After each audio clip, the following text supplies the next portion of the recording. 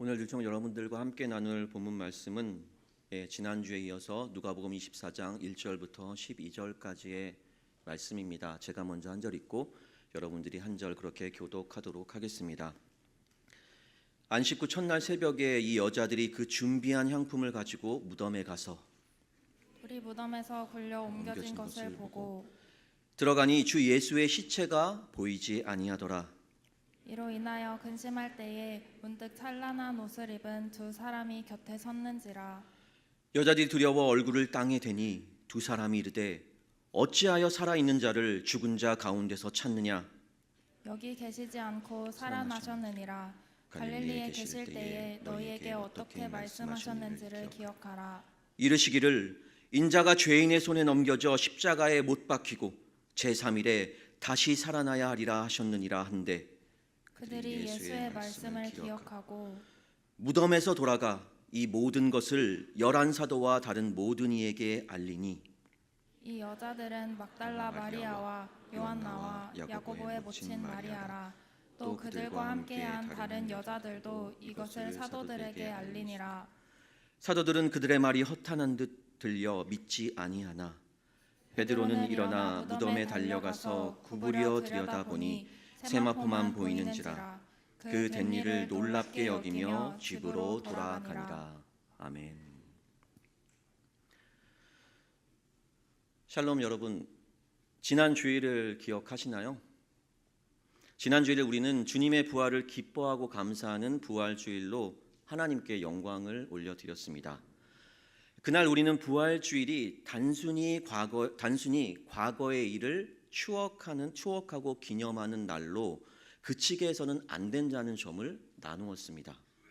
왜냐하면 주님은 골고다 사망의 언덕을 넘어 지금 이 순간 우리 가운데 살아계신 생명의 주이기 때문입니다.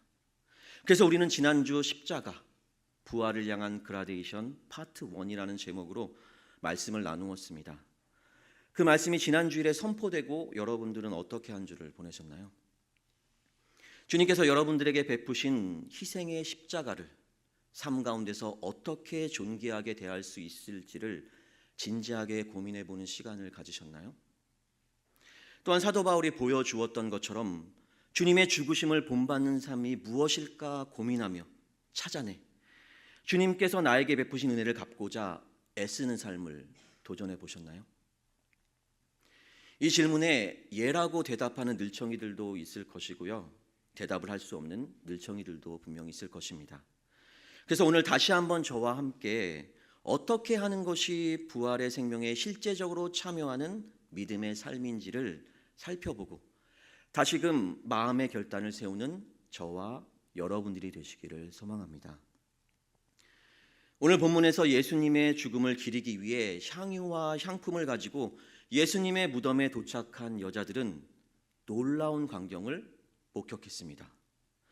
예수님의 무덤을 덮고 있던 돌이 옮겨져 있었고 무덤 안에 예수님의 시체가 보이지 않았던 것입니다. 그리고 찬란한 흰 옷을 입은 두 천사가 여자들 곁에 섭니다. 그때 완벽하게 흰 옷을 입은 두 천사가 여자들에게 놓쳐서는 안 될 두 가지 말을 전합니다. 첫 번째는 어찌하여 살아있는 자를 죽은 자 가운데서 찾느냐 하는 말이었고, 두 번째는 갈릴리에 계실 때에 너희에게 어떻게 말씀하셨는지를 기억하라는 말이었습니다. 그런데 천사들의 이 말은 여자들에게도 그렇고 우리들에게도 참으로 의미심장합니다.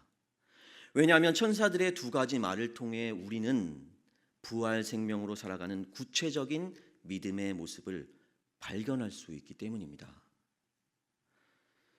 본문 6절에서 9절까지인데요, 함께 읽겠습니다. 여기 계시지 않고 살아나셨느니라. 갈릴리에 계실 때에 너희에게 어떻게 말씀하셨는지를 기억하라. 이르시기를 인자가 죄인의 손에 넘겨져 십자가에 못 박히고 제3일에 다시 살아나야 하리라 하셨느니라 한데 그들이 예수의 말씀을 기억하고 무덤에서 돌아가 이 모든 것을 11사도와 다른 모든 이에게 알리니라. 아멘. 저는 사순절 기간 동안 한 가지 고민에 빠져 있었습니다. 하나님의 공평과 정의라는 질서와 하나님의 사랑 그 사이에서 과연 어디까지를 사랑이라고 하여 품어주어야 하는 것일까 고민에 빠졌습니다. 혹시 우리가 하나님의 사랑이라고 생각하며 했던 일이 오히려 하나님의 질서를 어지럽게 만들고 다른 지체에게 합당하지 못한 짐을 지우게 만들고 있는 것은 아닐까? 이 같은 질문들이 계속 제 마음 안에서 일어나자 저는 그 질문들에 대해 이것이 옳다라는 제 생각과 판단들을 제 마음 안에 쌓아가고 있었습니다. 그런데 상황은 제가 쌓아가는 판단들과는 다르게 돌아간다고 느껴졌습니다. 그래서 저는 하나님 앞으로 달려나갔습니다. 그리고 하나님의 마음에 합하다고 생각하며 준비했던 주장들을 하나님 앞에서 펼쳐놓기 시작했습니다. 지금 상황이 잘못 돌아가고 있는 것은 아닌지, 이제 주님께서 이 상황을 제대로 통치해 주셔야만 하는 것은 아닌지 주님께 하소연했습니다. 그렇게 주님께 기도드리면서 내심 저는 저의 생각과 판단이 맞고 주님 마음에 합하다는 하나님의 지지를 얻게 되기를 기대했습니다. 하지만 주님께 별다른 말씀을 듣지 못한 상태로 혼란스러운 마음을 이끌고 3월 주빌리 구국 기도회에 참여했습니다. 그 자리에서 저는 상처와 아픔을 쏟아내는 탈북 청소년들을 품고 우물이라는 카페를 열어 공동체를 이루며 고군분투하고 계신 한 선교사님의 간증을 듣게 되었습니다. 온 힘을 다해, 온 정성을 다해 품고 또 품어도 회복되지 않고 또다시 상처와 아픔을 자신에게 마구 쏟아대는 탈북 청소년들을 대하시면서 선교사님은 이제 더 이상 이들과 함께할 수 없다고 분노가 치밀어 오르셨다고 합니다. 그리고 주님의 사랑을 깨닫지도 못하는 아이들에게 막무가내로 퍼준 듯하는 사랑은 더 이상 하나님의 마음에도 합하지 않다는 생각이 드셨다고 합니다. 그런데 바로 그때 주님께서 분명하게 선교사님에게 이런 음성을 들려주셨다고 합니다. 그러니까 우물 카페가 필요한 거지 라는 말씀이셨습니다. 이 땅에서 철저히 소외된 아이들에게 제대로 관심 갖는 곳이 어디 있느냐? 내가 만든 우물이라는 카페 공동체가 없었다면 자신조차 감당하지 못하고 상처와 아픔을 쏟아내는 탈북 청소년들을 도대체 어디서 품어줄 수 있겠니? 라는 말씀이셨습니다. 선교사님은 주님의 그 말씀을 듣자 여전히 한계 잡히고 조건에 매여 있는 자신의 사랑을 보게 되셨다고 합니다. 그 후로 선교사님은 여전히 탈북 청소년들과 씨름하며 그들을 주님의 사랑으로 품는 사역을 이어가고 계시다 간증해 주셨습니다. 그런데 선교사님의 간증을 들으면서 저는 그 말이 한 사람의 말로 들리지 않았습니다. 주님께서 지금 저의 깊은 고민과 혼란에 대해 응답하고 계시다는 생각이 들었습니다. 주님의 사랑은 도대체 어디까지인가? 질문하며 지체와 동역자를 어디까지 받는 것이 사랑인지, 혹시 잘못된 사랑이라는 이름으로 공평과 정의에 대해 이 입을 닫고 있는 것은 아닌지 고민하는 제게 주님께서는 사랑이라는 답을 말씀하고 계심을 분명히 느낄 수가 있었습니다. 또한 주님께서는 제 자신이 어떻게 주님께로부터 용납받고 여기까지 이르게 되었는가를 기억나게 해주셨습니다. 전적으로 주님께 용납받아 은혜로 공급함을 받고 여기까지 이르게 된 내가 누군가에 대해 하나님의 사랑과 은혜의 한계점을 논한다고 하는 것은 말이 안 된다는 생각을 갖게 되었습니다. 이제 저는 선교사님의 간증을 통해 주님의 분명한 말씀을 들었고 주님의 마음이 어떠하신지를 확인했을 뿐만 아니라 제가 이전에 받았던, 하지만 그동안 잊고 있었던 은혜를 다시 기억해 내었기 때문에 이제 문제는 제 안에서 잠잠해질 것이라고 생각했습니다. 그리고 얼마 지나지 않아 동일한 문제가 다시 불거졌습니다. 그런데 그때 저는 그날의 은혜와 말씀들을 기억하지 못하고 다시 원위치에서 똑같이 혼란스러운 마음을 어쩌지 못하는 저를 목격했습니다. 제 안에서 제기되는 이 날카로운 질문들에 제대로 된 답변을 확실하게 주지 못한 채 가시 돋친 질문들에 찔리며 제 마음이 다시금 저의 주장으로 완고해지고 있을 때쯤에 불현듯 성령님께서 제가 잊고 있었던 기억을 되살려 주셨습니다. 우물간증을 통해 주님께서 어떤 은혜와 응답의 말씀을 베풀어 주셨는지를 되살려 주셨습니다. 전적으로 용납받은 제 자신을 다시금 일깨워 주셨습니다. 저는 이번 일을 계기로 동일한 상황이 이제 또다시 벌어진다면 주님의 뜻에 순종을 결의한 나를 날카로운 질문들 앞에 세우리라 다짐하고 또 다짐했습니다. 이 일련의 과정을 거치면서 저는 인간이라고 하는 이 존재가 영적 방향 감각을 얼마나 쉽게 잃어버리는지를 깨닫게 되었습니다. 오늘 본문에서 예수님의 죽음을 기리고자 향유와 향품을 준비했던 여인들은 사실 두 천사가 지적했던 것처럼 예수님 생전에 예수님의 부활에 대한 말씀을 분명히 들었던 자들이었습니다. 하지만 십자가형으로 처참히 죽음당하시는 예수님을 목격하며 여인들은 죽음에 대한 인간의 한계 잡힌 생각, 그리고 세상에 짙게 깔린 흑암의 분위기에 휩쓸려 버렸습니다. 그렇게 부활에 대한 예수님의 분명한 말씀은 여인들의 기억 저편으로 던져졌고 망각의 깊은 곳에 파묻히고 말았습니다. 하지만 한편으로 그 여인들은 세상 모두가 예수님의 죽음과 그의 시체에 대해 관심 바뀌었을 때 예수님의 죽음과 그의 시체를 존귀하게 대하려는 의도로 그들의 생각 속에는 죽어있는 예수님께 가까이 다가갔습니다. 여인들은 비록 주님께서 부활하셨음을 알지 못한 채 죽어있는 예수님을 찾고자 무덤으로 갔지만 그 여인들은 죽은 자들이 머무는 무덤에서 주님을 찾을 수 없다는 사실을 깨닫게 됩니다. 그리고 두 천사들을 통해 주님의 빈 무덤은 주님께서 부활하셨다는 의미임을 깨닫게 되었습니다. 우리가 복음서를 잘 살펴보면요, 부활을 목격한 자들의 공통점이 있습니다. 그것은 부활하신 주님께서 아무나 만나주지 않으셨다는 점입니다. 제한 없이 아무나 부활하신 주님을 체험할 수 없었습니다. 부활하신 주님은 오직 생전에 주님을 믿고 따랐던 자들만이 체험할 수 있었습니다. 향유와 향품을 가지고 주님을 존귀하게 대하려던 여인들이야말로 생전에 주님을 믿고 따르던 자들이었습니다.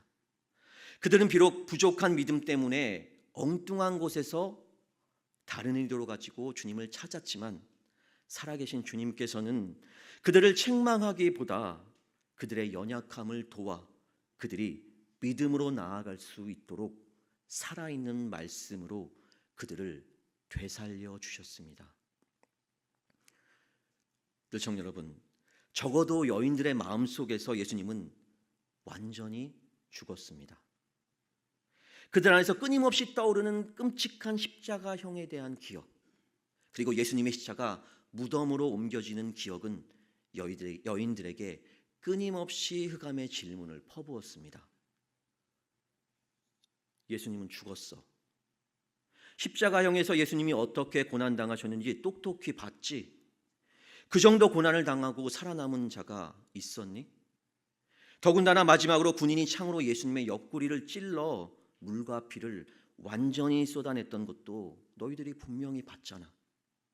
그리고 예수님의 시체가 무덤으로 옮겨지는 것 봤어? 못 봤어? 그런데 예수님이 살겠어? 그렇게 흑암의 질문 공세의 여인들은 아무런 답변도 하지 못한 채 날카로운 질문들에 무기력하게 굴복하고 맙니다.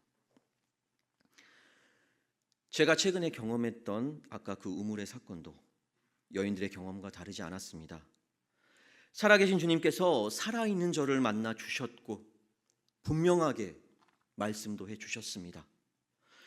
그런데 저는 살아계신 주님의 말씀을 과거에 묻어주고 죽은 말씀이 되도록 잊어버렸습니다.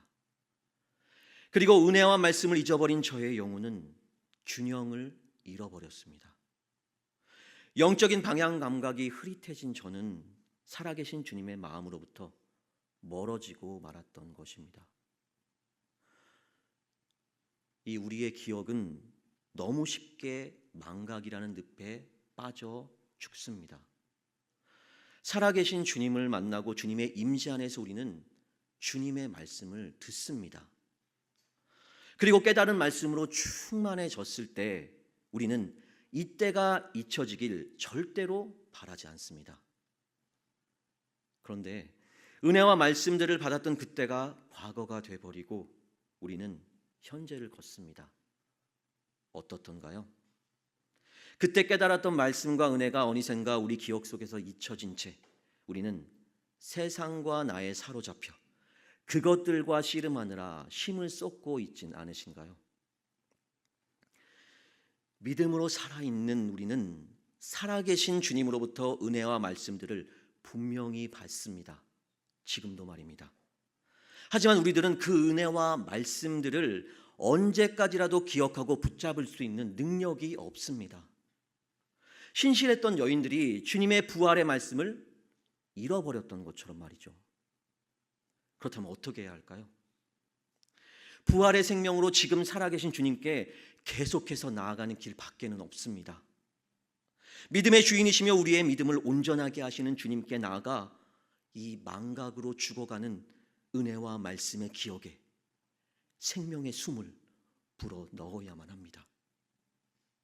오늘 본문에서 두 천사가 전한 말씀으로 인해 여인들은 그들 안에서 죽어가던 주님의 말씀을 되살렸습니다. 다시 한번 말씀을 읽어드리겠습니다. 갈릴리에 계실 때에 너희에게 어떻게 말씀하셨는지를 기억하라. 이르시되 인자가 죄인의 손에 넘겨져 십자가에 못 박히고 제3일에 다시 살아나야 하리라 하셨느니라 한데 여인들이 예수의 말씀을 기억하고 아멘. 바로 이것입니다. 연약하고 한계 잡힌 우리로서는 받아든 은혜와 말씀들을 결코 지켜낼 수가 없습니다. 주님께서 말씀하셨죠. 쉬지 말고 기도하라고 말입니다. 왜 쉬지 말고 기도하라 하신 것일까요? 기도란 곧 살아계신 주님을 인정하고 그분 앞으로 나아가 살아계신 주님을 만나고 경험하는 거룩한 행위입니다. 기도의 근본적인 목적은 우리 기도 제목의 응답에 있는 것이 아니라 살아계신 주님과 마주하는 만남 그 자체에 있습니다. 그래서 우리는 긴급하고 특별하고 필요할 때만 주님 앞으로 나아가서는 안 됩니다. 그리고 우리는 우리 모든 모습을 낱낱이 주님 앞에서 드러내야만 합니다. 견고하고 신실한 모습뿐만 아니라 흔들리고 혼란스럽고 죄악된 모습조차도 주님의 것이 되게 해야만 합니다.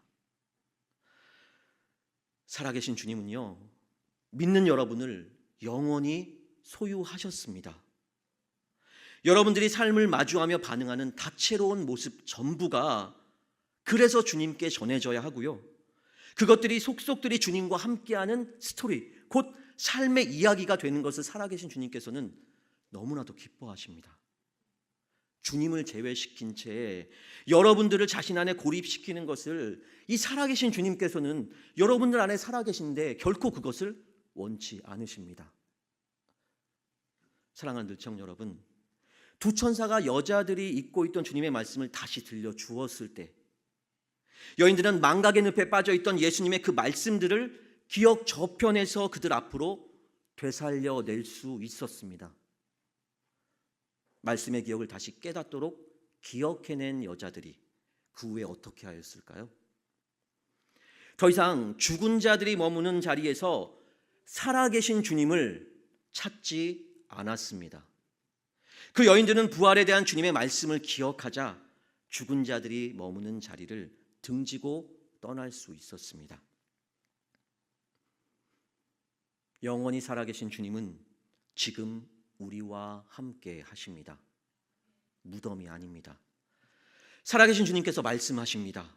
그리고 말씀하셨던 그 말씀이 우리 가운데 살아 역사하도록 우리 가운데서 말씀을 되살리시는 부활의 역사를 지금 우리 가운데서 여러분들과 저에게 베푸시고 베풀고 계십니다. 오늘도 쉬지 않고 우리 가운데서 당신의 살아계심을 그렇게 나타내고 계신 것입니다.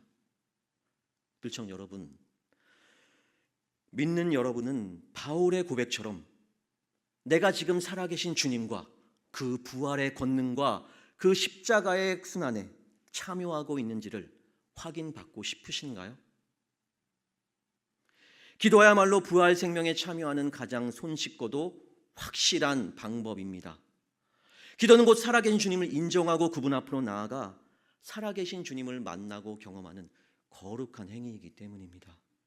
우리가 기도할 때 우리 가운데 살아계신 성령님께서 은혜와 말씀의 기억을 과거와 망각 속에 끊임없이 되살려 우리 가운데 살아 역사하는 말씀이 되게 하십니다. 그러므로 긴급하고 특별한 기도 제목이 설령 지금 없을지라도 살아계신 주님과의 살아있는 만남 자체를 사모하며 여러분 기도의 자리를 펼쳐내십시오.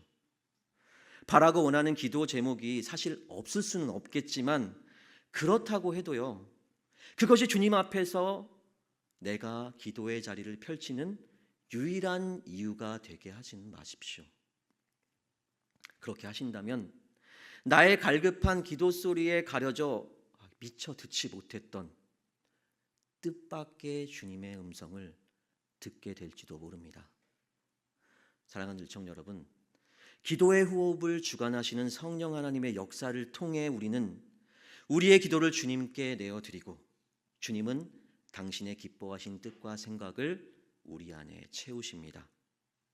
기도의 날숨을 통해 내가 비워지고 기도의 들숨을 통해 주로 채워지는 영적 그라데이션의 역사가 바로 기도 가운데 일어나는 것입니다. 살아계신 주님과 솔직하고 진솔한 기도의 만남을 통해 말씀을 되살릴 뿐만 아니라 말씀으로 채우는 살아있는 여러분 되시기를 간절히 소망합니다. 들청 여러분, 완벽하게 흰옷을 입은 두 천사는 여자들에게 갈릴리에 계실 때 너희에게 어떻게 말씀하셨는지를 기억하라는 말뿐만 아니라 또 다른 의미심장한 말을 전합니다. 본문 5절입니다. 함께 읽을까요? 여자들이 두려워 얼굴을 땅에 대니 두 사람이 이르되 어찌하여 살아있는 자를 죽은 자 가운데서 찾느냐? 아멘. 어찌하여 살아있는 자를 죽은 자 가운데서 찾느냐는 두 천사의 이 질문은 실질적으로는 살아있는 자를 살아있는 자 가운데서 찾으라는 의미입니다. 그런데 여러분, 이 대화는 어디에서 이루어졌나요? 무덤 안에서 이루어졌죠. 그렇다면 무덤이 무엇인가요? 네, 무덤은 오직 죽은 자가 머무는 자리입니다. 그래서 살아있는 자는 더 이상 그곳에 머물 수 없을 뿐만 아니라 머물러서도 안 됩니다. 그래서 부활하신 주님께서는 더 이상 죽은 자가 머무는 무덤에 계실 수가 없었습니다. 살아 계시기 때문입니다. 그리고 주님께서는 이제 무덤 밖에서 살아있는 자들을 찾아 나섭니다. 왜냐하면 주님은 살아계시고 무덤에 머물 수 없으시기 때문이시죠. 우리가 앞에서도 나누었지만 부활하신 주님께서는 아무에게나 당신의 살아계신 모습을 나타내지 않으셨습니다. 오직 생전에 주님을 믿고 따랐던 자들만, 이와 같은 제자들의 공동체에게만 부활하신 주님을 체험케 하셨습니다. 주님을 믿는 믿음으로 주님의 십자가와 부활의 권능 아래에 있는 늘청 여러분, 저와 여러분은 부활하신 주님 안에 살아있는 자들입니다. 그렇다면 두 천사의 말을 통해서 우리는 어떻게 부활의 생명 가운데를 구체적으로 살아낼 수 있는 것일까요?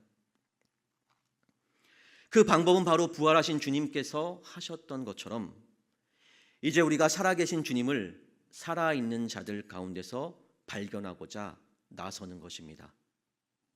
그렇다면 과연 어디서 살아있는 자들을 만날 수 있을까요?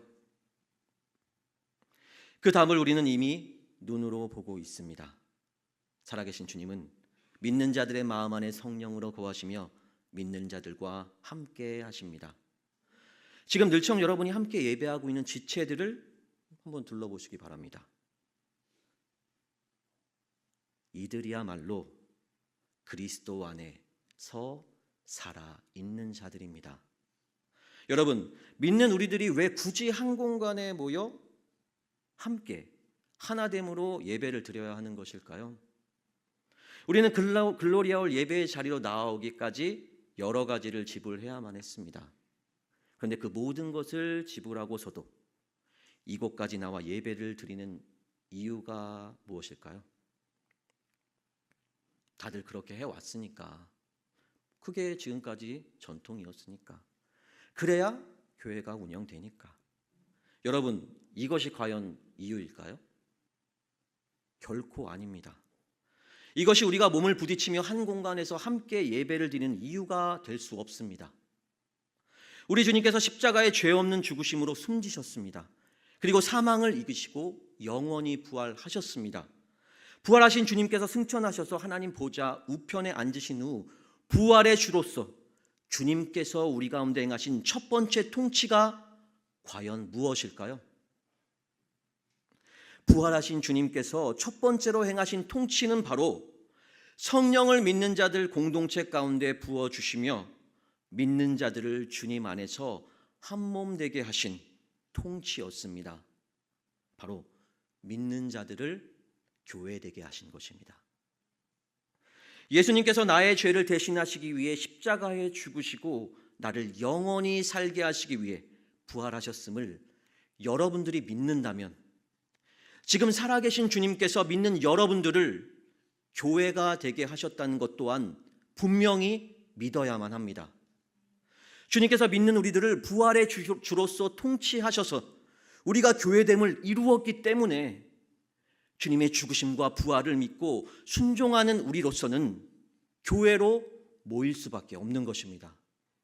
그것이 바로 부활의 생명에 실제적으로 참여하는 삶의 방식입니다. 그래서 부활하신 주님을 믿고 따르는 우리는 교회 안에서 두 가지를 주고받고 또 그래야만 합니다. 첫 번째로 예배와 목장의 삶을 통해 지체들 가운데서 살아계신 주님을 찾는 것입니다. 두 번째로 지체들에게 내 안에 살아계신 주님을 발견할 수 있도록 자신을 열어 보여주는 것입니다. 그러므로 주님 안에 살아계신 여러분이 정말 내가 그리스도 안에 살아있는지를 경험하고 싶으시다면 부활하신 주님께서 한 몸이 되게 하신 이 교회를, 늘청을 주목하여 주십시오. 늘청 지체 안에 살아계신 주님께서 어떻게 그들을 만나주시고 어떻게 역사하시고 어떻게 인도하시며 어떻게 그들을 사랑하시는지를 발견하려고 그들에게 가까이 다가가 보시기를 바랍니다.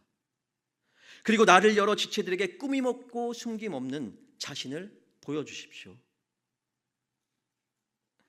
이것은 생명을 받은 자의 특권이기도 하지만 동시에 생명을 빚진 자가 해야 할 책임이기도 합니다.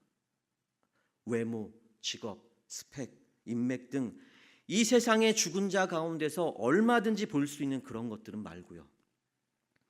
살아계신 주님께서 내 안에 이루신 거룩함과 생명에 참여하기 위해 내가 어떻게 죄의 욕망과 씨름하고 있는지, 넘어졌던 나를 어떻게 다시 주님께서 회복시키시고 일으키시는지, 나의 고민에 주님께서 어떠한 피할 길을 내주고 계시는지, 하나님 나라를 위해 어떠한 비전과 소망을 살아계신 주님께서 내게 밝혀주고 계시는지를 지체들에게 보여주십시오.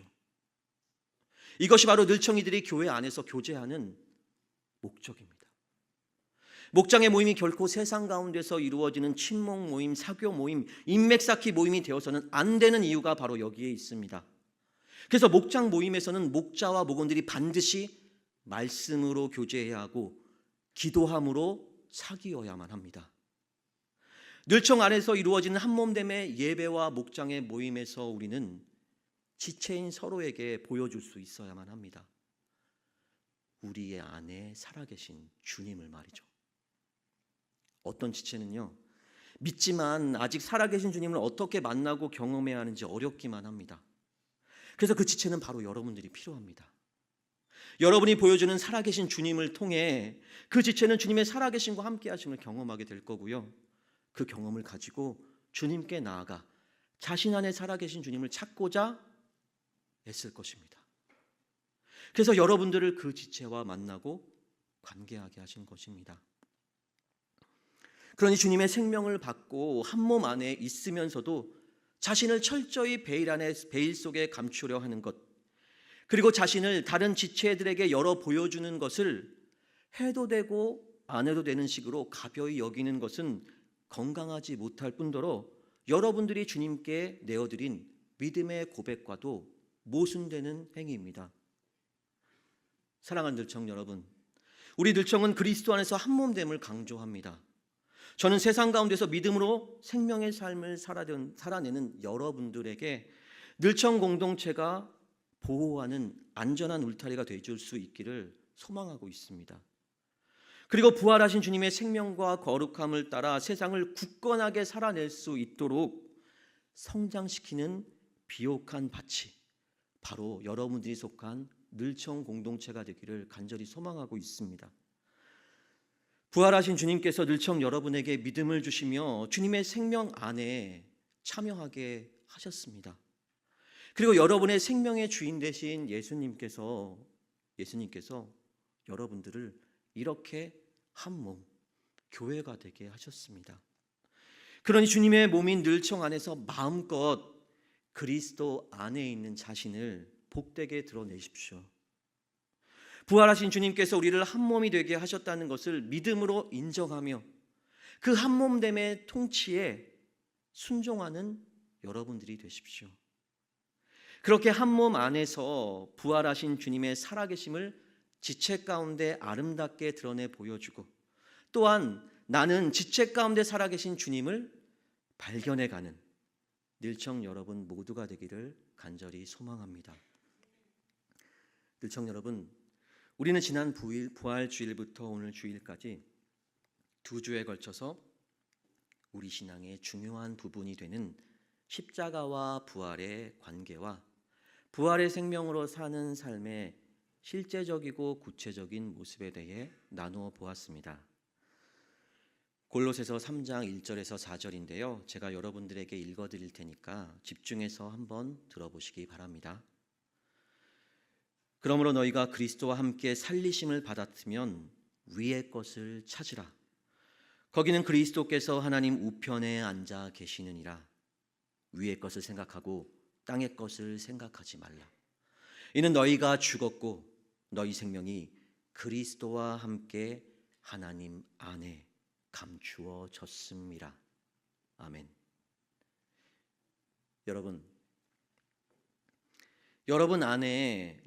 여러분 안에 있는 부활 생명의 이 실제가 여러분들의 믿음의 고백만으로 즉각적이고 자동적으로 체감되시던가요?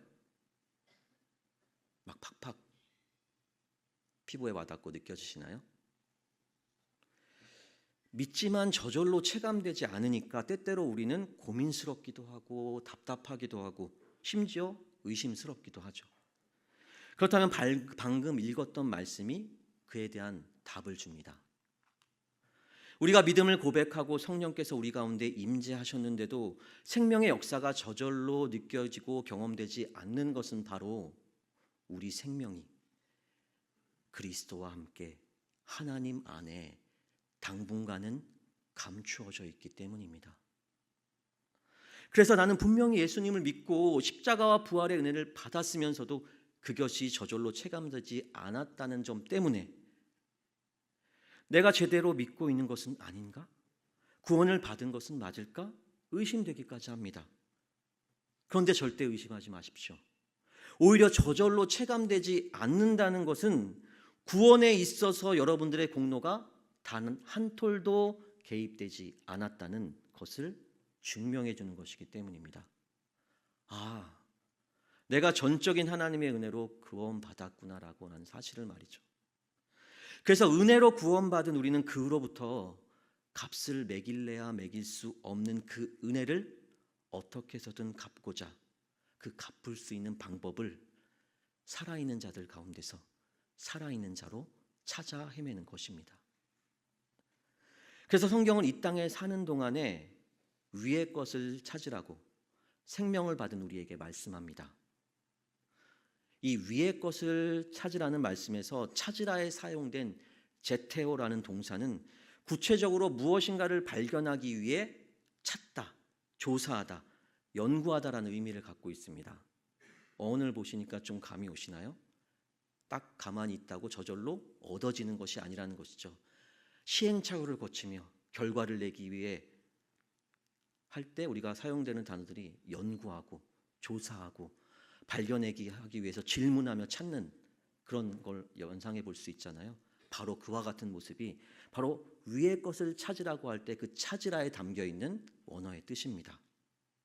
그리고 이 동사에는 특별히 우리 의지의 이 방향 감각에 대해서 담고 있습니다. 그리고 이 골로새서에서 사용된 찾다라는 의미의 제테오라는 동사가 바로 오늘 본문에서 어찌하여 살아있는 자를 죽은 자 가운데서 찾느냐는 말씀에 동일하게 사용됩니다. 찾다라는 의미의 제테오는 우리가 무엇을 향해 가고 있는지를 제대로 된 방향 감각을 가지고 분별해야 한다는 것을 깨닫게 해줍니다. 그리고 골로새서에서 제테오라는 동사는 또한 명령형을 취하고 있습니다. 그 이야기는 우리가 부활의 생명으로 살아간다는 것이 자연적으로 일어나지 않고 계속적인 믿음의 노력이 필요하다는 사실을 우리에게 일깨워줍니다. 그렇게 위의 것, 곧 부활하신 주님께서 생명으로 살아계시고 우리와 함께하고 계시다고 하는 것을 우리 삶의 모든 것 가운데서 발견하고자 찾아 나서는 삶을 사는 것이 곧 부활의 생명 가운데를 살아내는 구체적인 우리 삶의 모습입니다. 늘청 여러분, 특별히 기도함을 통해 생명의 호흡을 주관하시는 성령님의 역사를 경험하는 늘청 여러분 되시기를 소망합니다. 기도의 호흡을 주관하시는 성령님께서 여러분들의 기도 중에 생명으로 역사하셔서 나의 뜻과 생각이 비워지고 살아계신 주님의 뜻과 생각으로 채워지는 영적인 그라데이션의 역사를 경험하게 되기를 소망합니다. 그리고 영원히 살아계신 주님께서 부활의 생명의 권능으로 이 땅에 베푸신 교회를 통해 살아계신 주님을 찾고 발견하는 늘청 여러분 되기를 간절히 소망합니다. 한몸됨의 예배와 목장으로 함께하는 삶을 통해 내 안에 살아계신 그리스도를 지체들에게 보여줄 뿐만 아니라 지체 가운데 살아계신 주님을 발견해 나가는 여러분 되시기를 축복합니다. 하나님께서 예수 그리스도의 십자가와 부활을 통해 이루신 모든 것에 참여하는 삶, 그것이 바로 주님의 부활 이후를 살아가는 우리가 취해야 할 단 하나의 삶의 방식임을 깨닫는 여러분 되십시오. 그 삶에 우리의 의지를 내어드리는 늘청 여러분 모두가 되기를 간절히 소망하며 축복합니다. 이 시간 함께 부활하신 주님을 높여 찬양하고 기도하겠습니다.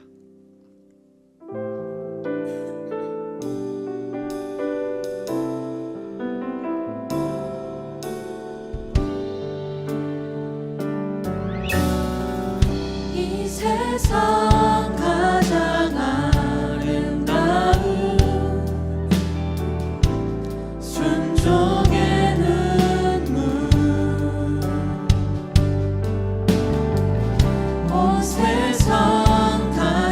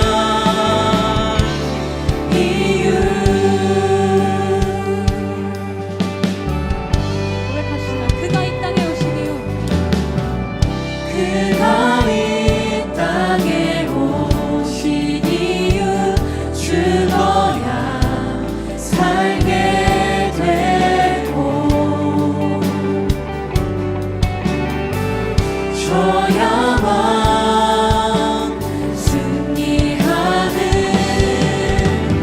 놀랍고 영원하신 비 지으신 그대로 회복시키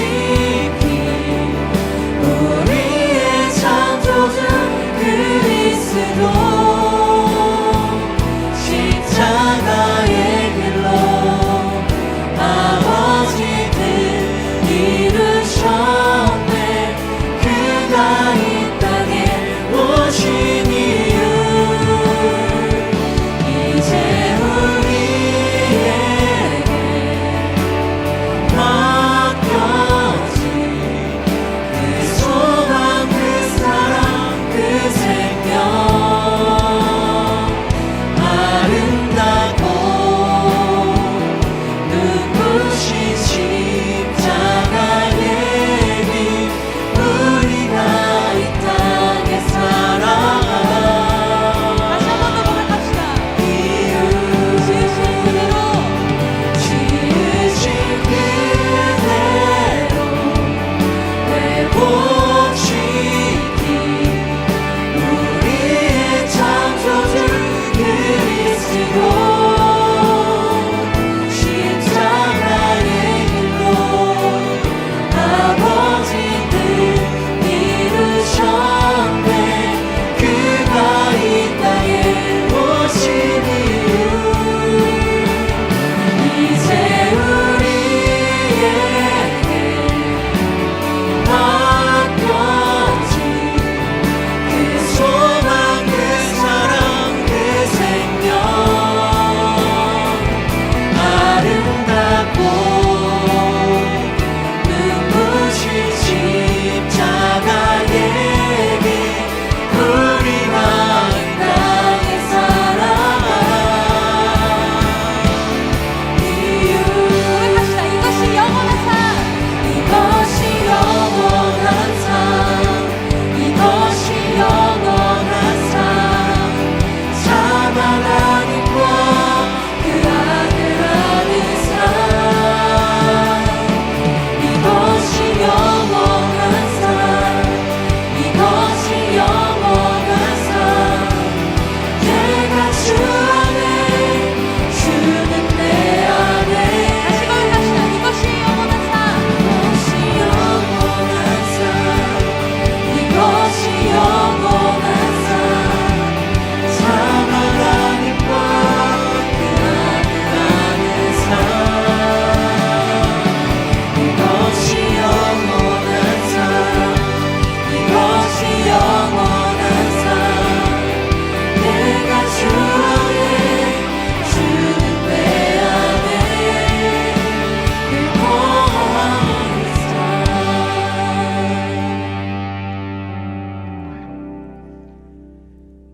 주님의 삶과 사역은 결코 갈보리에서 끝나지 않았습니다.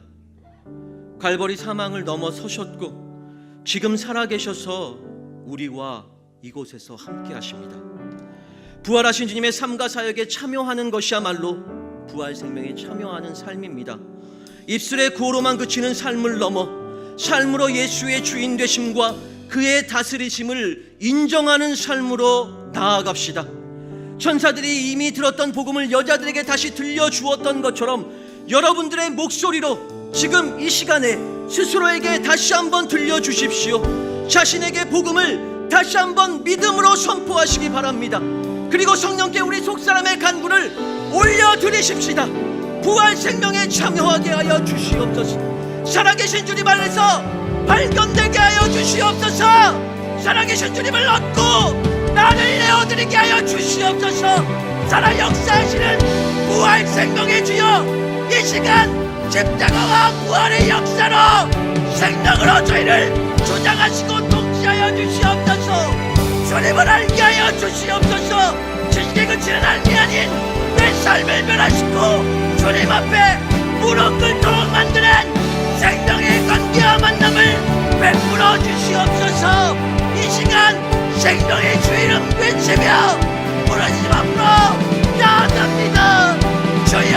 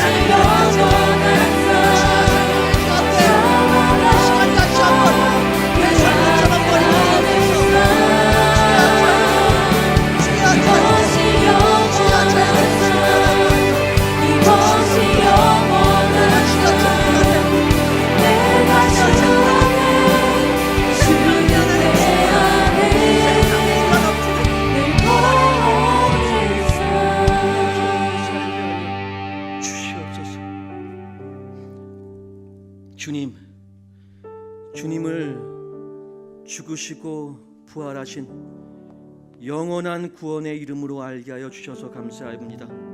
주님 당신께서는 주여 저희들에게 믿음을 주셨고 지금 이 순간 살아계셔서 저희들의 그 믿음을 온전하게 하시는 살아계신 주님임을 고백합니다.